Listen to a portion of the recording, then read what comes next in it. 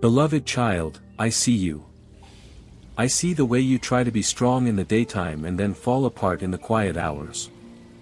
I see the phone face down on the bed, the unanswered messages, the tired smile you give to others so they won't ask questions.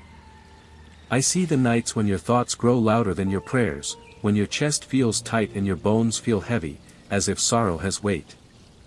You whisper, "How long?" Not because you doubt my love, but because you are exhausted. And you wonder if your pain means I am angry with you, if this darkness is punishment, if you have failed too many times for me to still come close. Listen to me. Your tears have never offended me. Your trembling has never pushed me away. I do not turn my face from the honest cry of a heart that can barely breathe. And if you are here right now, stay with me. Subscribe to this channel, not for numbers, but so you can return whenever your soul needs a hand to hold. And don't leave, because in the middle of this message I will give you one truth that can change the way you relate to me forever. You are not loved because you are calm, you are loved even while you shake. Let these words settle in you. Let them become a place you can stand. Now lift your eyes with me and see from my perspective. You are looking at your life like someone trapped in a storm, counting thunder as if it is time. But I see the whole horizon. I see where this night ends. I see how your wounded places can become wells, deep, quiet wells, where you will one day draw compassion for others. The storm does not mean I am absent, sometimes it means I am close enough to be felt in the shaking. Think of a parent sitting by a child's bed during fever. The child feels heat, aches, confusion, and asks, why? The parent does not punish, the parent stays. I stay. David once prayed with the voice you carry today. He said, "Do not rebuke me in anger." He said, "Have mercy, for I am weak."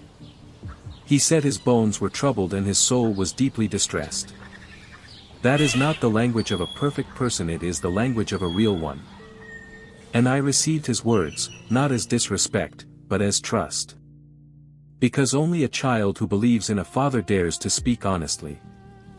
When you bring me your fear without makeup, you are not failing, you are coming home. Here is the truth I promised you, the one that can change your relationship with me. My love is not a reward for your strength, it is the source of it. You have been trying to become good enough to deserve peace. But peace is not a trophy you earn, it is a gift you receive. You do not heal by proving yourself. You heal by letting me hold what you cannot carry. The enemy of your soul wants you to believe you must first be clean, composed, and confident, then you may approach me.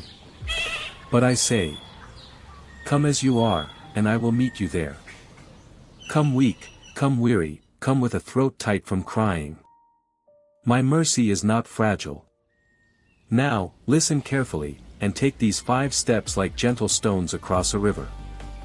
Not to impress me, never that, but to guide your heart back into the light. First, give me your honest prayer, not a polished performance. David did not hide his tears, he said his bed swam with weeping. So speak plainly. I am afraid. I am tired. I feel alone. When Jesus stood at the tomb of his friend, he did not rush past grief, he wept. He showed you that tears can be holy. Your prayer does not have to be long, it has to be true. Even one sentence, "Help me," is a door I gladly enter. Second, separate my discipline from your shame. There are moments I correct, yes, like a wise father teaching a child to walk safely. But shame says, "You are worthless," while my correction says, "You are mine, come closer." David feared anger, yet he appealed to mercy. Learn this difference. Conviction turns your face toward me, condemnation turns your face into the ground.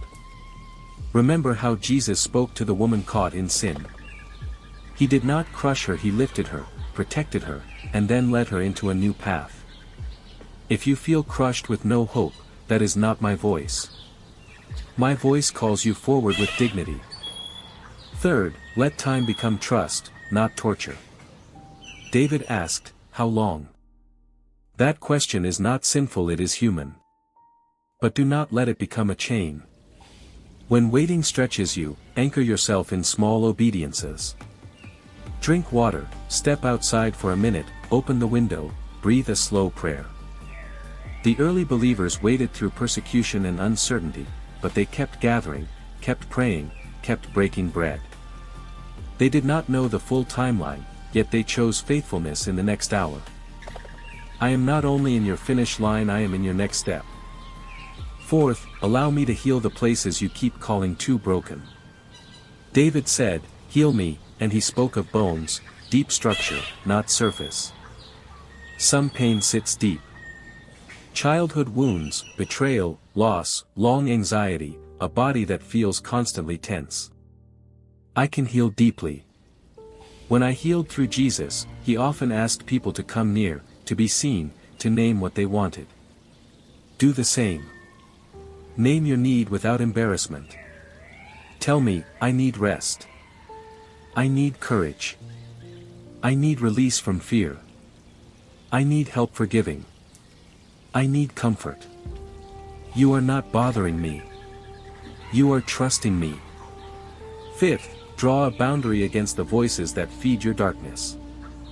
David reached a turning point and said, "Depart from me, you workers of iniquity." He was not only speaking to enemies outside, he was also rejecting the spiritual atmosphere of harm, accusing voices, corrupt influences, the inner chorus that says, "It will never change." There is a time to stop negotiating with despair. Like Jesus in the wilderness, answer the lie with truth. When the lie says, "God is done with you," answer, "The Lord has heard the voice of my weeping." When the lie says, "Your prayer is pointless," answer, "The Lord receives my prayer." And then take one practical action. Mute the account that triggers you, step back from the relationship that drains you, turn off the endless noise for one evening. This is not weakness. This is wisdom. Do you feel it, beloved? There is a shift in Psalm 6. The tears are real, but they are not the final sentence. David moves from drowning in grief to standing in assurance. The Lord has heard. Not might hear. Not if I perform well. Heard. Received. This is what I want for you. Not denial, not forced smiles, but a quiet confidence that your cries did not vanish into the ceiling. They reached me. They lived before me. And I am already at work in ways you cannot yet measure. Some of you are carrying enemies, people who mocked you, used you, abandoned you, or quietly hoped you would fail. Others carry enemies that are invisible. Panic attacks, insomnia, depression, addiction, intrusive thoughts, the fear that you will never be normal again. Hear me. I do not minimize your battle. But I also do not surrender you to it. There will be a day when what shamed you will be ashamed, when what hunted you will retreat, when what haunted you will lose its power suddenly, because light has a way of arriving like morning, not asking permission from the night. So breathe. Let your shoulders drop 1 inch. You don't have to solve your whole life tonight. You only have to place your trembling hand in mine. I am gentle with the bruised reed. I do not crush the smoldering wick. I strengthen the weak. I lift the bowed head. I stay through the long night, and I remain when morning comes. And now I bless you. May peace settle over your mind like calm water. May your body loosen its grip on fear. May sleep return, even if it returns in small pieces at first. May your home become a place of refuge again.